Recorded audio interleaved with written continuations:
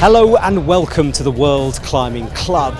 Now, before we begin, I want you to subscribe because we've got so much content coming at you from the next couple of days, including hanging out with Team Japan. What do they do when they're not climbing? So mash that subscribe button, but we're going to start things off with the women's highlights.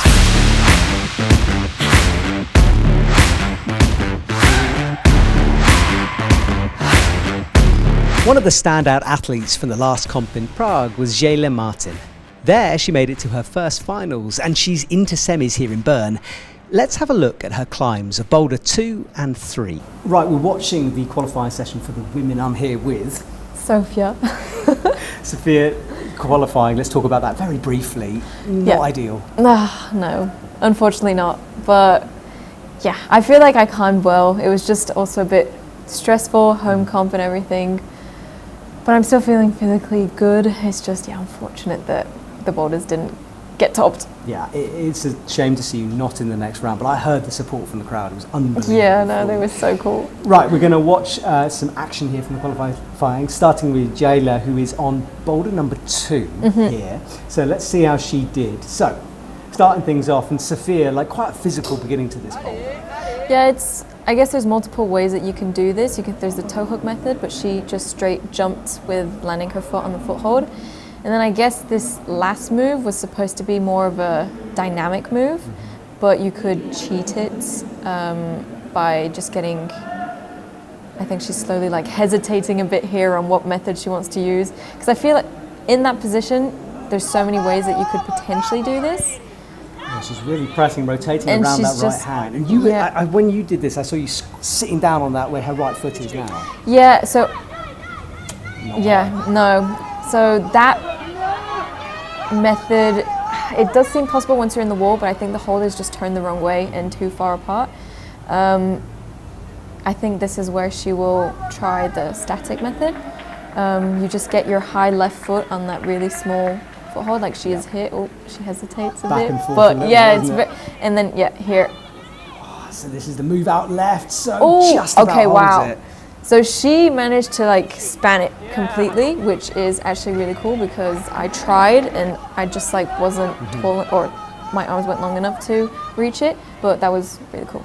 Right. So women's boulder 3. Pressy start at the beginning and right hand on a friction surface, but then coming up really shouldery section here. Yeah, so this is a very, like, I would say movementy boulder, like on some not so great volumes, but they all have texture, which is wonderful. This volume is just like, triangular. It's not too bad. You can pinch it or you can like palm it kind of. Like kind of wrap it with the left hand. Yeah, wrap it with the left hand. And then the zone hold, you're kind of in an uncomfortable position. There's multiple ways you can do this. She's pinching the top and goes, that's how I did it, goes straight to the purple. Or we'll see if she does the other method. Yeah, she was a bit low that time going up to that pinch, but straight back into the volume here, that right hand and changing it. This is, I would say, the best way to hold that volume is just really like holding it around like that. And then here, if you stand up high enough, you can take that volume as an undercling, which then also makes this last move much easier because you can pull off from the hold and jump into the pocket. Yeah, but there's also a static way. You can do a heel hook on the volume. Yeah, there's a lot of different methods for this. Yeah, 15th place for her.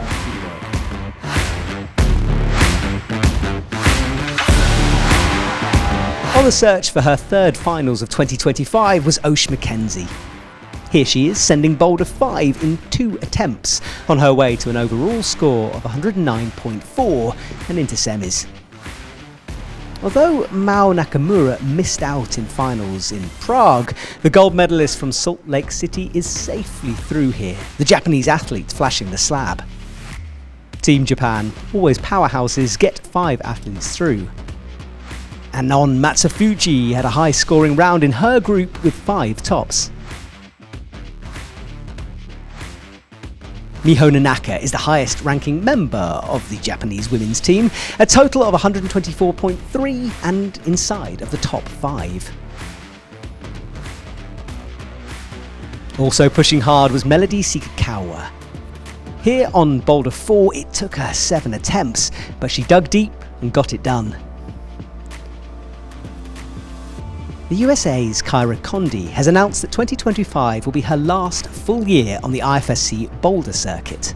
She's having a super consistent season though, making semis at every comp she's entered, and she does it here again in Bern.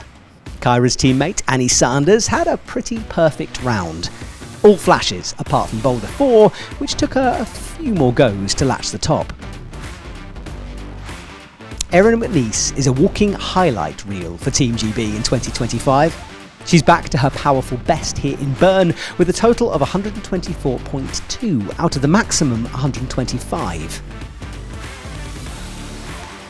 Although Erin has firmly established herself, her teammate Emma Edwards is having a breakout year. A PB and 5th place finish in Prague last week, and here, well, through in the top 5.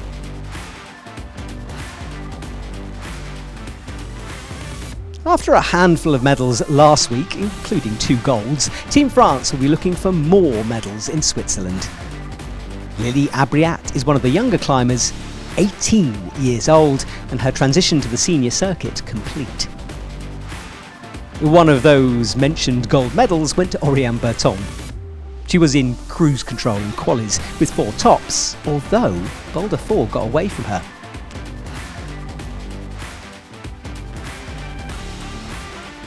So let's have a look at the top athletes to make it through into semis. Italy's Camilla Moroni is firmly in the mix, as is again Canada's Madison Richard. China's top placing female athlete was Yuetong Zhang. Her teammate Jiulu Law still out with a shoulder injury. We saw her earlier, and Jalia Martin is safe, as is Slovenia's Lucia Tarkas. Down at the bottom is Nastia Korbets, fresh from her silver medal at the European Youth Championships. Okay, grid walk time. Let's go and find some athletes who are waiting. Oh, and I want to find a very experienced athlete first of all. Sorry to barge in. Can I grab you for one moment? Chloe, 55 World Cups. That is an amazing achievement for you. What have you learned from having done 55 World Cups? Hard question, because I learned a lot actually. But I would say to be as long on the circuit, it's to take care of your body and also take care of your mental health, I would say. Okay. Well, I hope we're going to see another 55 to come. Otherwise, the commentary box is always open if you need another career. Okay. Maybe not 55, but I'm still here for a time, I think. Good. That is good news, right? I'm still improving, so if I improve, I keep doing it. Yeah, you are like multiple semi-finals already this year. How are you looking for qualis today? Unfortunately, I'm the first out. It just came out, so I'm a bit disappointed and frustrated, but it's also very close. So with the 3 semi-finals before, I'm happy about my shape at the moment and my mindset as well. So it's good for the next comp. Fantastic to hear. See you later, Chloe. Thank you. Right, I've bumped into a man watching the competition who's going to be competing later on. Sasha, it's so nice for us to be back in Bern and in your home World Cup. What an amazing place to go climbing. Yeah, it's amazing to have this World Cup here back in Bern after World Championships 2 years ago. Yeah, new venue, it looks amazing. I really love it. Setting looks so nice, and yeah, so excited to climb in the afternoon. Now, I know you're someone who's very experienced, but coming onto your home World Cup brings with it certain pressures from the crowd and, of course, some excitement. How do you deal with that home crowd feeling? I mean, it's always something really special having a home crowd, but I'm really just going to enjoy it. I mean, bouldering's not my strong discipline, so for me it's really go out on the mat, play the game, and see how it goes. Amazing. Well, best of luck for that. See you soon. Thank you. Thanks a lot. I'm so sorry. I've got to bother you. You're a speed climber. You're a speed finalist. Why on earth are you in the coaching area? Because I'm coaching Valentina. What's it like moving from an athlete a few weeks ago in Denver into a coaching position? Is it a different headspace you have to be in? Yeah, I like it. I have to change my mind, but it's cool to put my energy into something different. Mm-hmm. So I'm trying this and I like it. And what's Valentina like as an athlete? What's her strengths? She definitely is a fighter. I really admire her because she's always trying until the last attempt and trying her best. So it's really nice to work with her.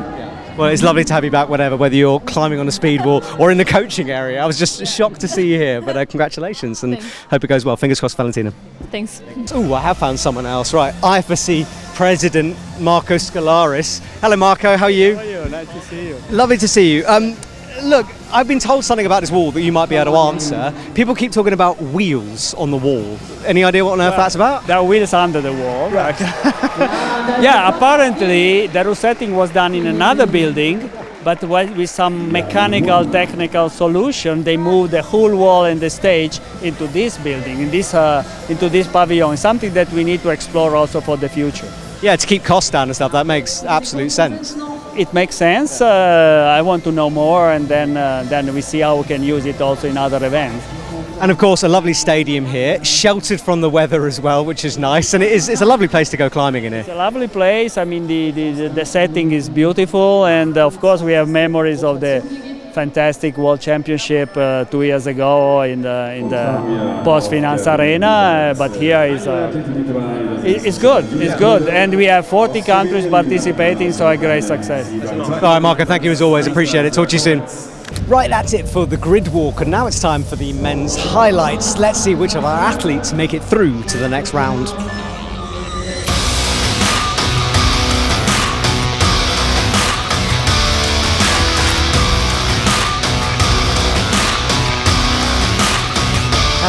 Nikolai is going to show us how it's done. There's like a mono right hand, and you jump onto like a not so bad volume. His hand slipped, unfortunately. Here he does it quite easily, and then he's very flexible, so getting his foot high up and then sitting onto his leg is actually, I would say, quite easy for him, which shows in this video. And then you just stand up on the volume and go to the top. He doesn't look very happy. You should have flashed that. And now on boulder 4, so this was like the dynamic boulder of the men's. The start position, like there's multiple ways that you can do this beginning. He is going static his first way. I think that's actually quite hard, but makes it look easy. And then here there's also multiple ways to go to the zone hold. I think you can just dynamically go left hand. He tried to palm press, but I don't think that really worked well for him. And here he goes right hand, which is actually really smart because the right foot helps you push and gets height. And then now this is just a really big jump to the top. He's doing like the straddle, and that's a really bad fall. Ouch.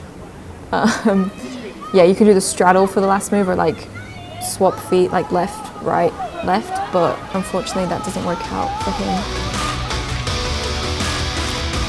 He had one of his worst ever results in Prague, but the USA's Colin Duffy comes straight back into the semi-finals. It was a good round for him, although he couldn't quite get the top on boulder 5. China's Yofei Pan is in his second semis in a row. He had to work hard though, and boulder 4 did escape him. An overall score of 94.1 gets him through inside the top 10. Another athlete showing consistency is Austria's Jan-Luca Posch.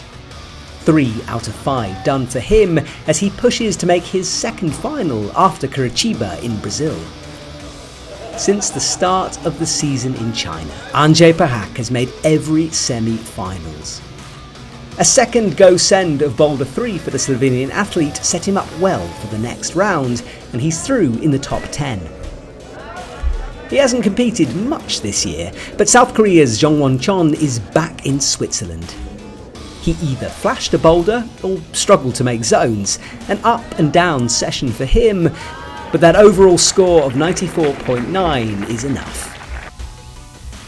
Jongwon's teammate Do-hyun Lee sent all but the first climb in his group. 109.3 slots him into second place, and with 2 podiums already this year, he is one to watch. Although he only got zone on boulder 1, Japan's Tomoe Narasaki has put the disappointment on not making last weekend's semis behind him. From 44th in Prague to just outside of the top 10 in Bern, and 3 tops along the way. Above Tomoa in the rankings is Sota Amagasa. It took him quite a few goes to work out the coordination / power move on Boulder 2. After that, he quickly sent the mantle on Boulder 3 first go, a flash and maximum points. He's already broken a record this year with 3 golds in a row, and you wouldn't bet against Serato and Raku getting another here. He's casually flashing Boulder number 5 in this shot. Team GB sees Dayan Akhtar through as their highest placing athlete. Although he did miss the big jump on Boulder 4 in his group, he flashed Boulders 2, 3 and 5. Let's have a look at Team France. Paul Jempft had some nervous waiting to do, but he squeaks into semis down at the bottom with 68.8. Manu Cornu is back after that silver in Prague last year. The mantle boulder flashed for him.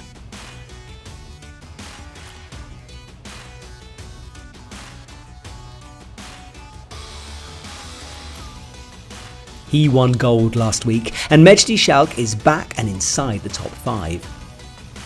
He's clearly in great shape, and he's a finals regular, making it at every competition of the year so far.